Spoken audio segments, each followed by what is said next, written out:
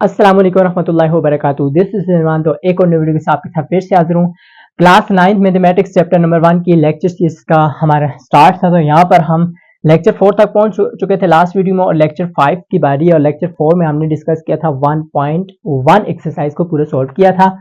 अब आ जाते हैं 1.2 एक्सरसाइज पर, जिसका पहला क्वेश्चन है आपके पास कि right the transpose of the following matrices.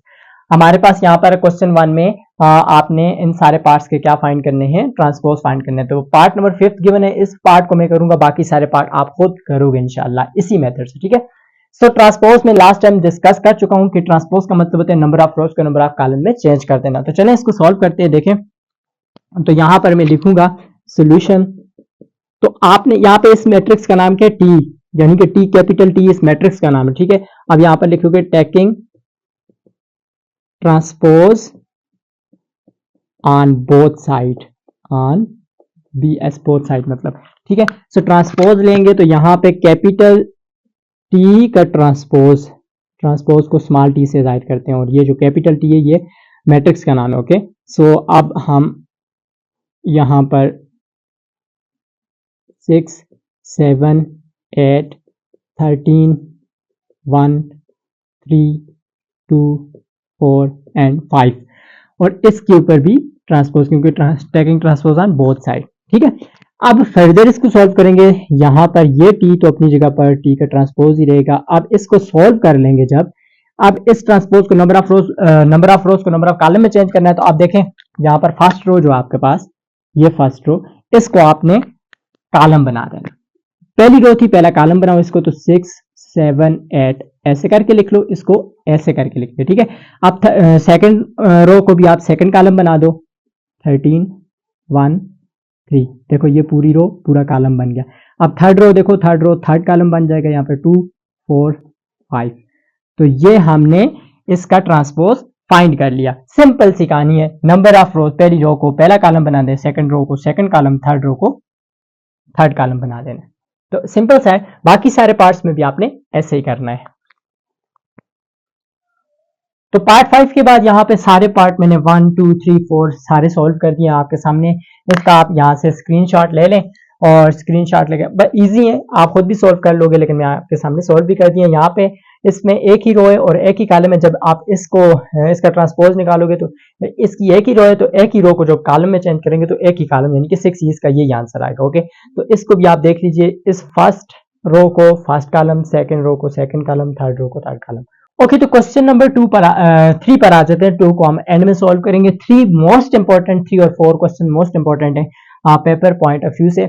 आपके पास इसमें पूछा जा रहा है कि which of the following matrix are symmetric, और कौन सी चौथे वाले क्वेश्चन में कौन सी स्क्यू सिमेट्रिक है। तो आपने इसको चेक करना है ये सिमेट्रिक है कि नहीं है। सिमेट्रिक और स्क्यू सिमेट्रिक कैसे चेक करेंगे, लास्ट टाइम मैंने थ्योरेटिकल वीडियो में लास्ट लेक्चर में मैंने बहुत तफसील से इसको डिस्कस किया था। सिंपली हम इस मैट्रिक्स का यानी बी का ट्रांसपोज फाइंड करेंगे। अगर ट्रांसपोज इक्वल टू वापस बी के आ गया तो ये वाली कौन सी मैट्रिक्स होगी, सिमेट्रिक मैट्रिक्स होगी, ठीक है। सो अब इसका हम सिंपली, आपको जिस भी मैट्रिक्स का को आपने सिमेट्रिक फाइंड करना हो कि सिमेट्रिक है कि नहीं चेक करना हो, तो आपने दोनों तरफ ट्रांसपोज ले लेना है। Taking transpose on both side, taking transpose on both side, okay. Solution, so जब ट्रांसपोज लेंगे दोनों तरफ, तो यहां पर देखें आप, यहां पर -2 अभी पहले लिख लेते हैं, टी के ऊपर आ जाता है। अब यहाँ पे ट्रांसपोज जब ले लेंगे तो नंबर ऑफ रोज को यानी कि -1, 2 कॉलम बन जाएगा, और 2, 3 रो जो है वो 2, 3 सेकंड कॉलम बन जाएगा। तो ये बन गया जी। अब बी का ट्रांसपोज आप चेक करें तो ये वाली क्या मैट्रिक्स आपके पास, ये जो जब ट्रांसपोज ले लिया तो क्या ये मैट्रिक्स वापस इक्वल आ जाती है इसके? यस, बिल्कुल सेम मैट्रिक्स है। तो इसका मतलब क्या हुआ कि बी का ट्रांसपोज, फिर इसका मतलब है ये अगर ये वैल्यू आ रही है तो ये किसकी इक्वल है, बी की इक्वल। तो मैं इसकी जगह पर बी लिख सकता हूं। तो इसका मतलब क्या हुआ, अभी मैंने कहा था कि बी का ट्रांसपोज लेंगे तो अगर इक्वल टू बी आ गया तो उसको हम सिमेट्रिक बोलेंगे। This is symmetric matrix, okay. So अगर आपके पास बी का ट्रांसपोज लेने से वापस इक्वल टू इसके ना आया, मतलब ये वाली चीज ट्रांसपोज लेने के बाद बी ना बनी, तो आपके पास वो सिमेट्रिक मैट्रिक्स नहीं हो। आगे वाले पार्ट्स भी इस क्वेश्चन के 1/3 और 4/2 वाला हमने सॉल्व कर लिया था, तो आप देख लीजिए कि जो इक्वल नहीं आएगा, देखिए यहाँ पे ए का ट्रांसपोज लेने से जो ये वापस ए नहीं बना, तो हमने लिख लिया, ये क्रॉस लगा दिया, इसका मतलब does not equal to A, so A is not symmetric. बाकी सारे भी सिमेट्रिक नहीं है, तो ये चेक करने का तरीका है, इसका स्क्रीनशॉट ले लें और अपने पास नोटबुक में लिख लें। क्वेश्चन नंबर 4 पर आ जाते हैं। क्वेश्चन नंबर 4 में कहता है which of the following matrix are skew symmetric. अब स्क्यू सिमेट्रिक को चेक करने के लिए बिल्कुल उसी तरह का मेथड यूज करेंगे, ट्रांसपोज फाइंड करेंगे, क्योंकि ट्रांसपोज फाइंड करने से देखें अगर ए का ट्रांसपोज यहां पर हमने लिया तो वापस इक्वल टू माइनस ए आ गया, तो इसका मतलब होगा ये स्क्यू सिमेट्रिक है। ठीक है, सो हम सोल्यूशन वैसे ही करते हैं, taking transpose on both side, taking transpose on both side. ठीक है, ट्रांसपोज लेंगे दोनों साइड पे, ए का ट्रांसपोज इसकी वैल्यू के ऊपर भी ट्रांसपोज। तो अब नेक्स्ट स्टेप में हम इसकी वैल्यू से ये ट्रांसपोज खत्म हो जाएगा, जब इसका ट्रांसपोज ले लेंगे 0 4 इधर आ जाएगा और -4 0 इधर आ जाएगा। ठीक है, अब आप देखें तो ये अभी ये वाली मैट्रिक्स नहीं बन रही। अब चूंकि हमने चेक क्या करना है, हमने चेक करना है स्क्यू सिमेट्रिक का, तो हमने ट्रांसपोज लेने के बाद इस पूरी मैट्रिक्स में से माइनस को कॉमन ले लेना।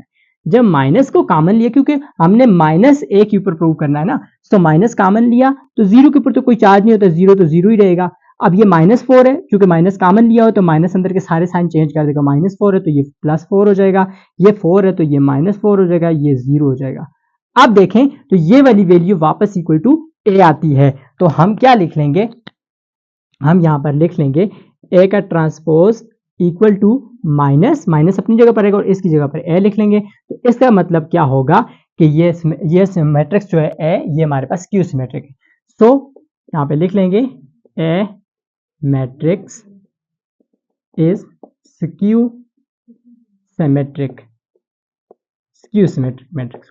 बाकी सारी मैट्रिक्स का भी आपने इसी तरह ट्रांसपोज लेना है और एंड में ट्रांसपोज लेने के बाद माइनस कॉमन लेना है, माइनस कॉमन लेके अगर वो वापस इक्वल टू -a के या कोई मैट्रिक्स b है तो -b के इक्वल आ गया, सो वो मैट्रिक्स आपके पास स्क्यू सिमेट्रिक होगी। स्क्यू सिमेट्रिक्स के अगले पार्ट नंबर 2, ये आपके पास चेक किया तो ये आपके पास स्क्यू सिमेट्रिक आता है। ठीक है, जस्ट माइनस कॉमन लिया तो यहाँ पे -b बन गया, सो b स्क्यू सिमेट्रिक। यहाँ पे थर्ड वाले में चेक करो तो थर्ड वाला आपके पास स्क्यू सिमेट्रिक तो नहीं है, लेकिन यहाँ पे जब ट्रांसपोज लिया तो ये वापस इक्वल टू ए आता है, यानी कि ये सिमेट्रिक है, बट जैसे ही माइनस कॉमन लिया तो -c की इक्वल नहीं आता, तो ये स्क्यू सिमेट्रिक नहीं है बट सिमेट्रिक है। इसको चेक करो, ये भी आपके पास डी स्क्यू सिमेट्रिक है। ठीक है, सो आई होप ये भी आपको अच्छे से समझ आ चुका होगा। ओके, जो इस एक्सरसाइज का क्वेश्चन नंबर 2 जो रह गया था, ये लास्ट एक 4 ही क्वेश्चन थे, चारों क्वेश्चन को हम सोल्व कर चुके हैं। 2 वाला रहता है, इस क्वेश्चन में पूछता है 4 आपके पास मैट्रिसेस गिवन और इन मैट्रिसेस को कहा जाता है कि ये आपस में कौन सी मैट्रिसेस आपस में ट्रांसपोज ऑफ ईच अदर है, यानी कि कौन सी दो मैट्रिक्स आपस में ट्रांसपोज ईच अदर है। तो यहाँ पर ए और बी आपने चेक करना है, ट्रांसपोज लेना आपको आता है, नंबर ऑफ रोज को नंबर ऑफ कॉलम में चेक करना। ए का ट्रांसपोज लेना तो बी की इक्वल आएगा, बी का ट्रांसपोज लोगे ए की इक्वल आएगा, तो मतलब ये दोनों एक दूसरे के ट्रांसपोज ऑफ ईच अदर है। सो इसी तरह सी और डी भी एक दूसरे के ट्रांसपोज ऑफ ईच अदर है। तो यहाँ पर इस लेक्चर को करते हैं स्टॉप, इंशाल्लाह नेक्स्ट वीडियो में मिलते हैं, तब तक के लिए अल्लाह हाफ़िज़, फ़ी अमानिल्लाह।